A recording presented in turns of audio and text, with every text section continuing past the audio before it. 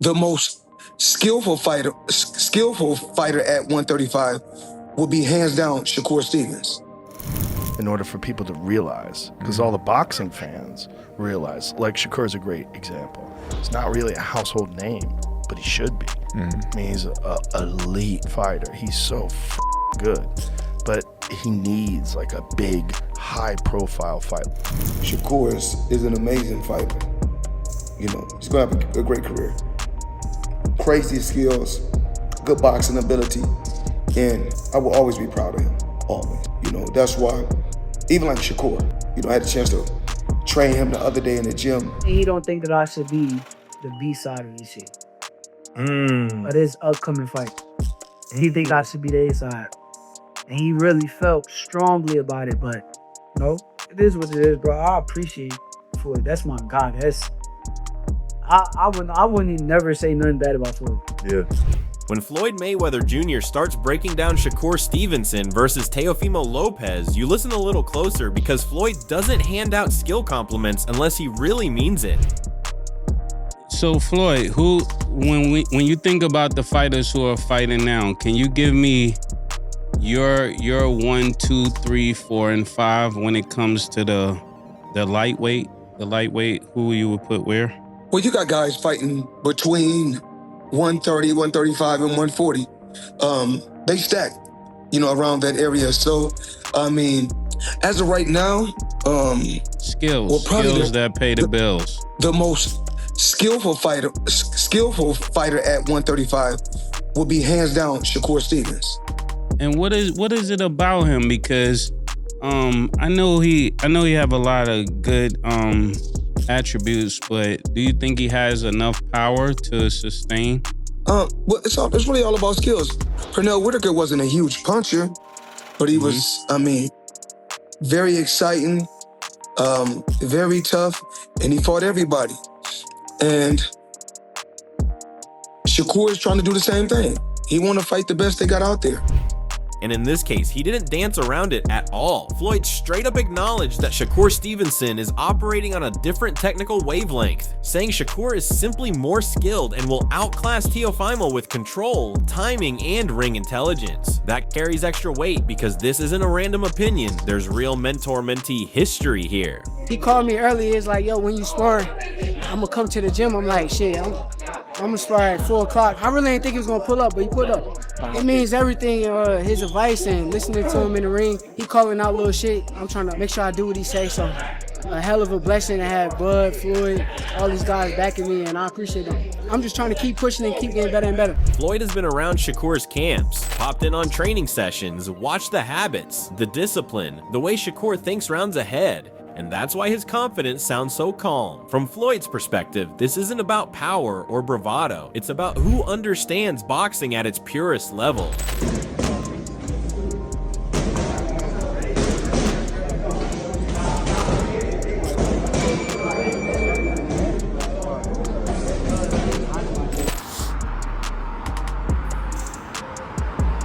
Y'all already know. I promise you already. T.O. better be working. Cause I promise you I put in so much work this camp. Let's do it. Yeah, I'm just checking in with y'all real quick, letting y'all know. He sees Shakur doing what he himself made a career out of, making elite opponents look rushed, frustrated, and slightly lost without ever forcing the issue. And when a guy who built an undefeated legacy on skill says someone is going to outclass another elite fighter, that's not hype, that's recognition. Some of your 135 contemporaries have a lot to say these days. Shakur Stevenson, well, of course he's now 135 after all that stuff, and then Devin Haney. Right, so why people even talk like he the best at, he didn't even fight at 135 yet. Right. He didn't even have power at 126, 30 or none of that. He is good. Okay. How can you, all that's just okay. How can you stop people that can actually hit? No matter all that boxing, you gonna get hit. What you gonna do when you get hit? Floyd isn't predicting drama, he's predicting separation, the kind where one fighter is reacting and the other is conducting. And if history tells us anything, when Mayweather spots that pattern early, he's usually not wrong. And right after hearing Floyd Mayweather Jr. calmly say Shakur is going to outclass Teofimo, the conversation shifts perfectly into Timothy Bradley Jr. putting the magnifying glass on how it actually happens, and this is where it gets spicy. If you can keep your opponent off balance, for instance, let me just give you an example. It's like Teo explodes. There's a subtlety before he explodes with his offense. And as soon as Shakur sees that, he's anticipating something to come. He knows he's going to explode in. So what does Shakur do? Teo takes a big step in, Shakur takes a big step back. Again, always understanding because he has great eyes, understands boxing very well and movements. And Shakur's going to step out of range and make Teo fall short a lot of the times. I'm listening to Tim and thinking, yeah, this isn't Twitter talk. This is film study at 2, AM Energy. He's basically telling us the fight isn't about fists, it's about feet. And once you hear it, you can't unhear it. Teofimo Lopez needs his feet set to explode, and Shakur Stevenson lives to mess with exactly that rhythm. Tim paints it like a magic trick. Teo loads up, Shakur takes half a step back, and suddenly the punch lands on air and confidence leaks out with it. For Teo to have his success against Shakur, and what I noticed when Zepeda had success against Shakur was he has to take him he has to get to him in the pocket. He has to make Shakur sit in the pocket with him. Teo is a counterpuncher naturally by heart. Like, he's not like an aggressive fighter. He likes guys to come to him. Give you an example. You had a guy, a Barboza, who was going to him, and what did you see? Shakur knows how to play that game of patience, the game of waiting, the game of drawing your offense out, because Shakur, he stays right between that outside and mid-range, and he's like one step away from getting outside of range all the time. And the funny part is, Tim isn't saying Teofimo is slow or basic. He's saying his explosiveness has a tell, and Shakur is the kind of guy who reads tells like subtitles. I love how Bradley compares Shakur's style to something calm but dangerous, because that's the trap. You look at him and think nothing's happening, then you check the scorecards and realize rounds are disappearing. From Tim's view, Teofimo has to do the hardest thing for a natural counterpuncher, lead consistently. I think, with Teofimo Lopez, besides the explosions, man, and the quickness, I watched the big looping left, watch the big looping right. If you can get away from the first step, of Teofimo Lopez, and cut on an angle, he's going to be exploding straight forward. There's times where Teo leaves his feet. I mean, there's a lot of flaws in Teo's game that I think a guy like Shakur, who's more disciplined, is going to be able to exploit. Stack attacks and force Shakur into the pocket, and that's a brutal assignment against a fighter who treats distance like a personal security system. The jab keeps resetting Teo, the footwork keeps him off balance, and suddenly the fight feels longer than it should. Tim's confidence isn't loud, it's surgical. He's basically saying, if this stays in the center of the ring, Shakur is gonna drain the air out of it quietly, legally, round by round. And when a former world champion breaks it down that calmly, you start realizing this fight isn't about surprises. It's about who controls the space you didn't even know you were losing. I think the way Teo can get this done is that he's gonna have to be more aggressive, and that's not his strong suit. He's gonna have to get really aggressive. He's gonna have to get Shakur on the ropes. He's gonna have to work his hands, speed combinations, and do that as often as possible. Because if the fight is fought in the center of the ring, he's gonna struggle. He's gonna struggle if the fight is fought in the center of the ring, man. So the ropes gonna have to be Teofimo's friend, meaning pinning Shakur on the ropes. That hand speed and running off those combinations is definitely gonna have to be his approach. And right after Timothy Bradley Jr. broke the fight down like a surgeon mapping nerve endings, Robert Garcia slides in and gives us that grounded, old-school gym perspective that quietly hits just as hard. I'm listening to Robert and thinking, yeah, this is why real boxing people talk different. No yelling, no hot air, just respect for two guys who didn't wait their turn. They took it. He frames Shakur Stevenson versus Teofimo Lopez exactly how it feels. A high-speed chess match where both guys are elite enough to cancel each other's favorite moves. And I love how he keeps it honest about Teo, because that's the whole mystery here. When Teofimo is locked in, disciplined, and hungry, he's a nightmare. When he's not, questions start creeping in. That's not hate, that's boxing reality. It's gonna be a great fight when it does happen. Especially if Teofimo comes in at his best, because we've seen some great performances, but then we've also had those questions about Teofimo's mind, mentality in boxing, his future. So hopefully we get the best Teofimo, the Teofimo that wants to be the best in the world, because we know Shakur is one of those. Shakur always comes in as best. He wants it that bad. So that's just gonna makes it to be a great fight. I can't wait for that one.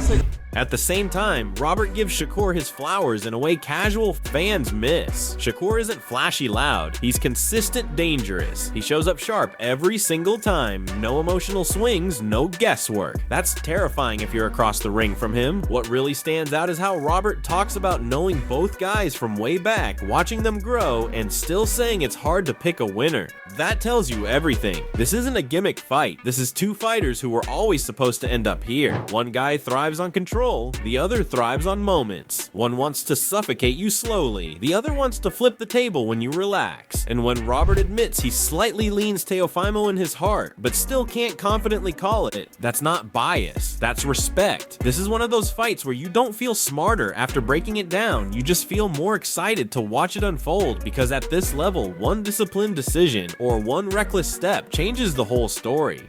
Me personally, I've known both of them.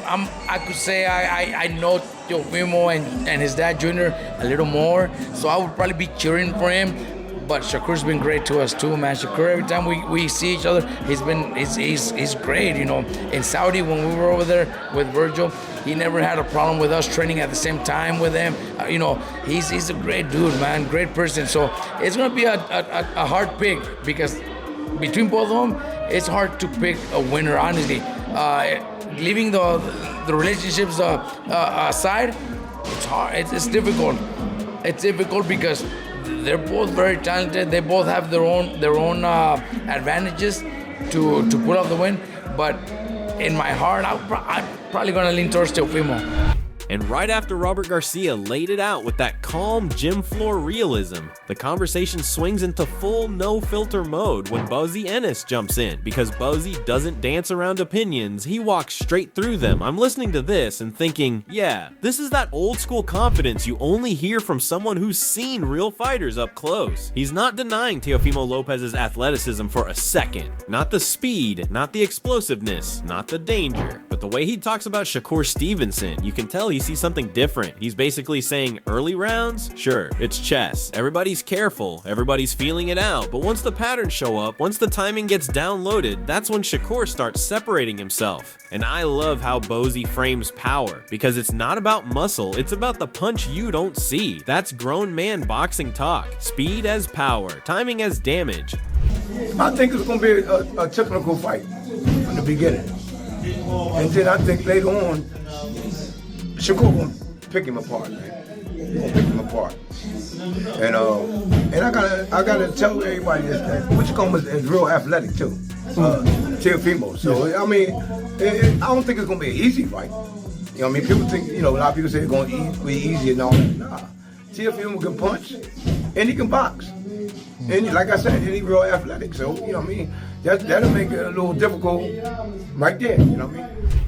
Shakur isn't trying to impress you, he's trying to surprise you, and that's way more dangerous. You can almost hear Buzzy rolling his eyes at the weight talk like, listen, skills travel, speed travels, and Shakur's boxed guy is way bigger than him without blinking. This isn't hype, this is belief rooted in experience. And then Buzzy really leans into it and says the quiet part out loud, skill for skill, Shakur is just on another level, not disrespect, just reality. And I'm sitting there nodding because this is exactly why this fight messes with people's predictions. Teofimo Lopez can absolutely win moments. He can flip rounds with one explosive decision, and if he runs into something clean, yeah, things can change fast. But Buzzy's point is sharp. That only happens if Teo forces it recklessly. If he doesn't, if he hesitates even a little, Shakur starts stacking rounds like receipts. And the funniest part is how Buzzy brushes off the haters will be quiet conversation like it's background noise.